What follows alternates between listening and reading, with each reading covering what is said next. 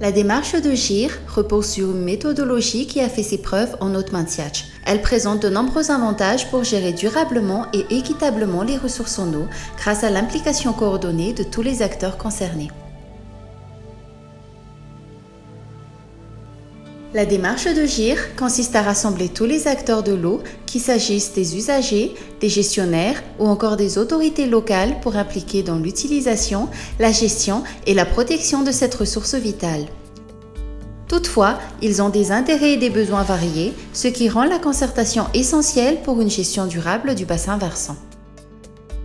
Afin de cadrer la prise de décision collective, l'approche de GIR propose de créer un espace de concertation pour élaborer une stratégie commune, identifier les actions à mettre en œuvre, celles-ci devront être qualifiées précisément et quantifiées, budgétiser et planifier les actions, suivre et évaluer leur mise en œuvre, fournir des recommandations aux acteurs concernés pour la gestion durable des ressources en eau dans le bassin versant.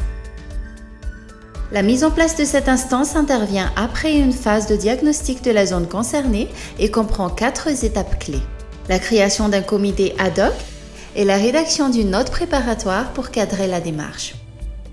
La présentation du projet aux principaux acteurs du bassin versant pour expliquer l'utilité de l'espace de concertation en incluant les acteurs indirectement impliqués, notamment la région Landéa, Autorité nationale de l'eau et de l'assainissement, qui assure la régularisation et la mise en œuvre de la GIR à Madagascar, les services techniques et d'autres entités de la zone concernée.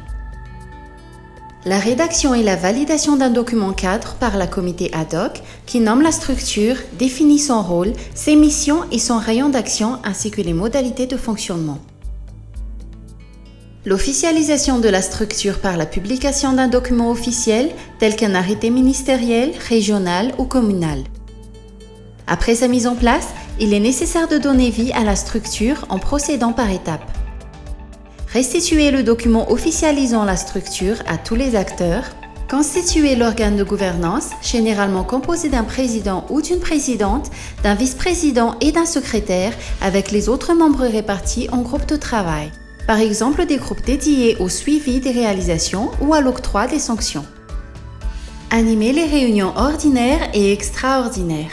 Définir et élaborer le programme d'action décidé lors des réunions. Mettre en œuvre et suivre le programme d'action avec les acteurs concernés.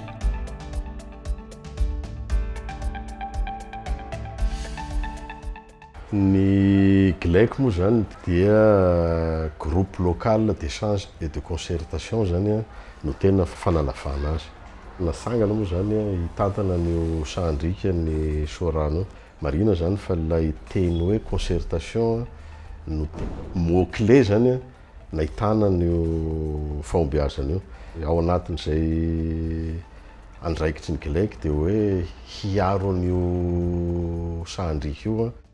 Ny voalohany amin'izay zany dia ny famaritana ny périmètre hoe reto le toerana tsy azo ambolena na hoe tsy azo idiran'ny omby sy ny sisa. Raha raisina ohatra moa zany dia ny somaredenana tanteraka izay dia tanteraka ilay fiarovana n'ilay faritra anankitelo le périmètre anankitelo resahana iny. Faharoa koa zao anisan'ny olana be moa zany ary manimba zavatra be dia ny doro tanety. Dia nisy ihany koa zany ny fandraisana fanapahan-kevitra tao anatin'io GLEC io hiadina amin'izay fandoroana ala zay. Ny GLEC mantsy amin'izao endriny amin'izao fotoana zao dia rafitra salamoina teraka noho ny fisian'ny famatsiam-bola avy amin'ny Agrisud sy avy amin'ny programme Horizon.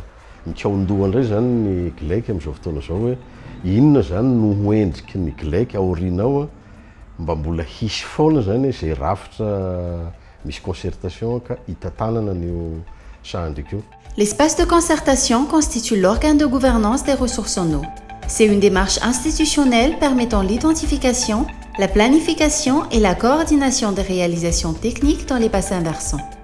Les activités concrètement mises en œuvre dans les bassins versants sont agricoles, forestières et environnementales.